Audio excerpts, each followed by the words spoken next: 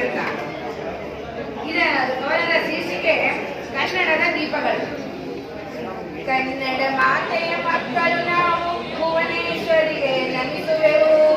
ಹೊಸ ಚೈತನ್ಯ ತರುವ ಬೆಳಕು ಹಬ್ಬಕ್ಕೆ ಶುಭ ಶಾಂತಿ ಸಂದೇಶ ಕೋರುವೆವು. ಶುಭ ಶಾಂತಿ ಸಂದೇಶ ಕೋರುವೆವು. ವಿಜಯನಗರದ ವೀರ ಅರಸರ ಶೂರಧೀರರು ನಾವು ನೆನೆಯುವೆವು. ಅಂಬೆ ವಿರೂಪಾಕ್ಷ ಕಂಪಾಂಬಿಕೆಯ ತುಂಗಭದ್ರೆಯಲ್ಲಿ